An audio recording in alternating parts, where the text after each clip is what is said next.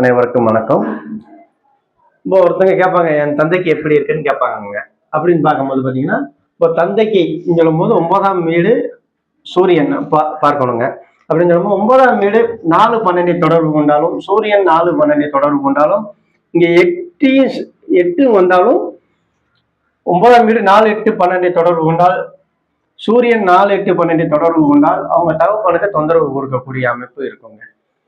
அதே மாதிரி நடக்கிற தசா புத்தியில 8-12 அது எந்த கிரகங்கள் புத்தியா இருக்கட்டும், எந்த திசையா இருக்கட்டும், அவங்க தசா புத்தியில 8-12 தொடர்பு கொண்டால் கண்டிப்பாக தகப்பனுக்கு தொந்தரவு கொடுக்கக்கூடிய அமைப்பு இருக்கும். ஏன்னா 9ஆம் வீடு தகப்பன் 8ஆம் வீடுன்னு சொல்றது இந்த 9ஆம் வீட்டுக்கு 12ஆம் வீடா வரும்.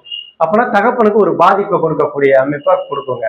அதே மாதிரி 9ஆம் வீட்டு மேலையும் சூரியன் மேலையும் கோச்சார ராகு கேதுகள் பயணிக்கும் போது தகப்பனுக்கு தொந்தரவு கொடுக்கக்கூடிய அமைப்பு இருக்குங்க.